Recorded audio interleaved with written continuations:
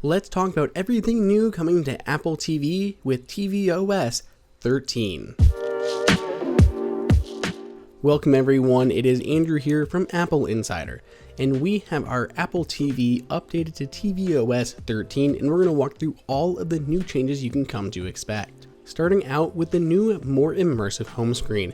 Apps and the images will be able to take advantage of the entire screen and not just the limited space above the new bar.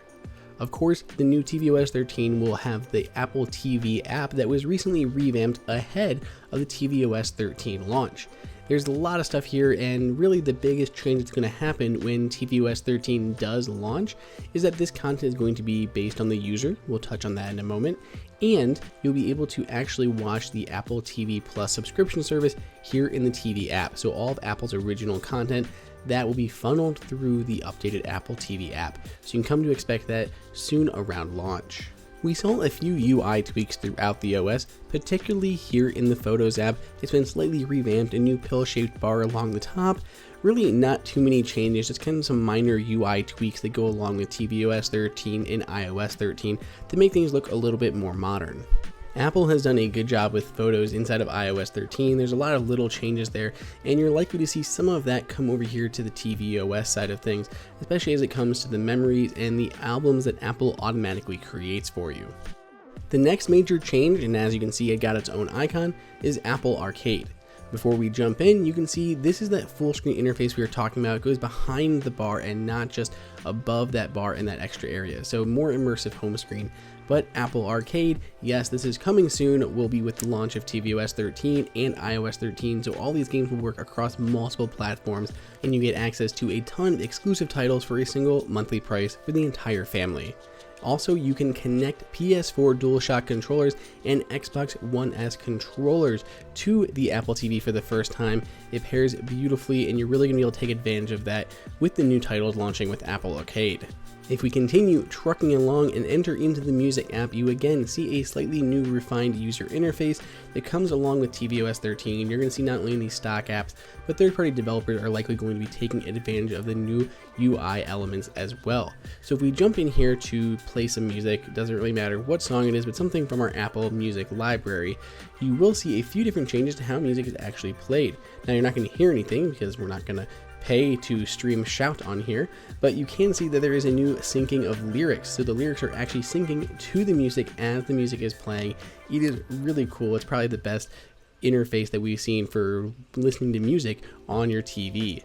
Now there are other elements that you can get into. Tapping that ellipsis on the top allows you to add to a playlist, go to the artist page, go to the entire album.